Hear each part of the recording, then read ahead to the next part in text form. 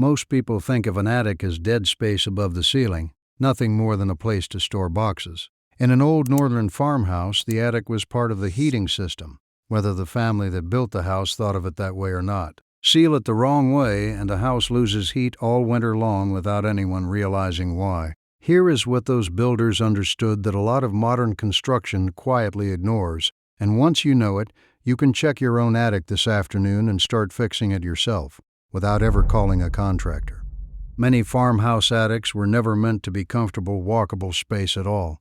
Access was often a single narrow door or a pull-down ladder tucked in a back hallway, because the attic's job was never to be lived in. Its job was to sit between the living space below and the winter above, and everything about how it was built, insulated and vented, was aimed at making that buffer work as well as possible with the materials a family had on hand. A working attic in an old farmhouse dealt with two separate problems at once: keeping heat inside the living space below and keeping the moisture that living space naturally produced from ever reaching the cold roof deck above. Getting only one of those two right was often worse than getting neither right, because trapped moisture could undo an otherwise well-insulated attic faster than any drafty window ever would.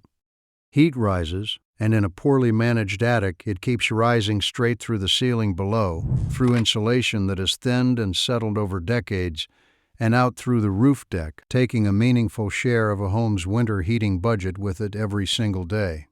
Old northern farmhouses managed this in two ways, and both of them still matter today. The first was simple depth, attic floor insulation, using whatever dense material a family had access to, whether that was straw, sawdust, wood shavings, corn husks, or layers of old newspaper packed between the joists, was rarely high-tech, but it was often thick. Some households even packed old horsehair plaster scraps or wool rags between joists when nothing else was available. A deep enough layer of almost any dense material will outperform a thin layer of modern insulation that has compressed and settled over 50 or 80 years of sitting untouched in an attic nobody checks. The second piece is the one people consistently miss, and it sounds backward at first.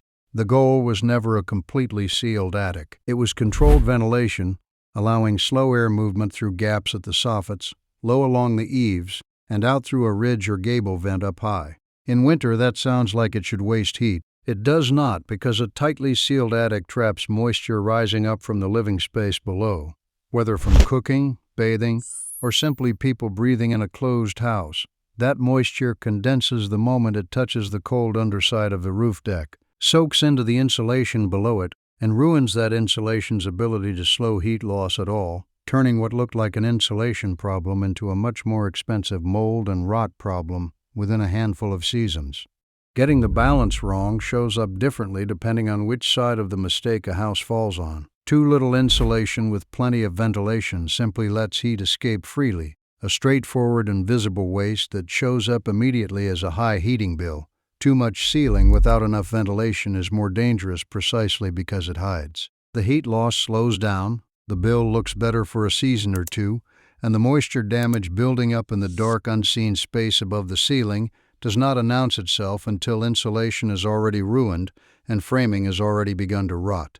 There is a second consequence to getting this wrong that shows up outside the house rather than inside it. When too much heat escapes from the living space into the attic, it warms the underside of the roof enough to melt snow sitting on top, even when the outside air is well below freezing. That meltwater runs down the roof slope until it reaches the cold, overhanging eave, where it refreezes into a ridge of ice. Snow behind that ridge keeps melting and has nowhere to drain, so it backs up under the shingles instead, and finds its way into the attic and the walls below. Farmhouses that kept their attics cold and well ventilated rarely dealt with this at all because there was never enough stray heat reaching the roof deck to start the cycle in the first place.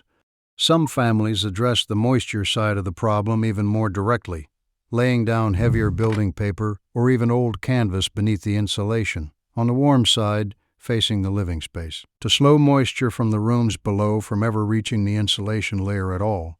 Modern construction calls this a vapor barrier today, but the underlying idea, stopping moisture at the source rather than dealing with it once it has already soaked into the insulation, is the same one those families were working at with the materials on hand. Here's the part people consistently miss.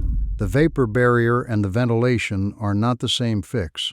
Wearing two names, they are solving two completely different problems, and doing only one of them just moves the moisture problem instead of solving it. The mechanics of that ventilation were simple, even if nobody called it building science at the time. Cold outside air entered low along the underside of the roof near the eaves and gradually exited high, through a gap at the ridge or through vents built into the gable ends.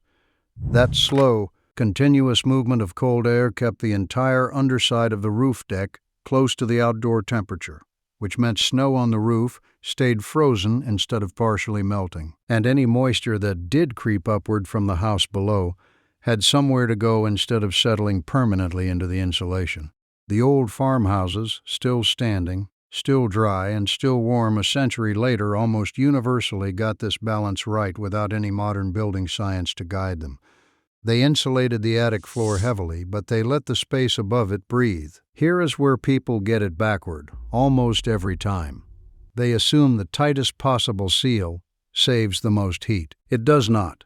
It simply relocates the problem, moving it out of the attic and into the walls and roof deck instead, as slow, expensive rot rather than as heat loss through the roof. For a modern home, whether it was built in 1920 or 5 years ago, the lesson translates directly and does not require a full renovation. Adding depth to existing attic floor insulation. Even something as simple as topping up fiberglass or cellulose that is thinned over the years with more of the same material is consistently one of the cheapest, highest return improvements available in almost any house. And checking that the soffit vents along the eaves are not blocked by insulation pushed too far to the edges, and confirming a ridge or gable vent actually exists and is clear, costs nothing beyond an afternoon with a flashlight, and it prevents the exact moisture damage that quietly undoes all of that insulation's work. Families 100 years ago did not have a name for building science, and they were not reading engineering manuals. They had winters that could genuinely kill you if you got the details wrong, and they arrived at the right answer through trial, error, and knowledge passed down from the people who came before them. Before the first real snow of the season, a short checklist covers almost everything those old builders were solving for. Look at how deep the insulation actually is across the entire attic floor, not just near the access hatch, since it often thins out or shifts toward the middle over the years. Check that soffit vents along the eaves are not blocked by insulation that has been pushed too far to the edges, chasing extra depth. Confirm a ridge vent or gable vents exist and are actually clear, not painted shut or stuffed with old insulation from a previous repair. And look for any dark staining or damp patches on the underside of the roof deck itself, since that is often the first visible sign that moisture has already been collecting where it should not be.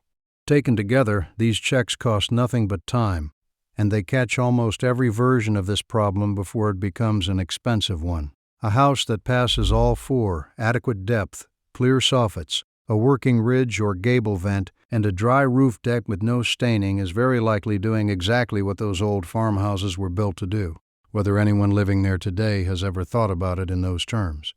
None of this requires a contractor or a full roof tear-off to check. It requires the same 10 minutes with a flashlight that a careful farmhouse owner would have spent every October, long before the first real snow made the trip up into the attic a much less pleasant one. Thanks for watching, and if you want more of the forgotten methods that kept northern homes standing and warm through the hardest winters, subscribe for the next one.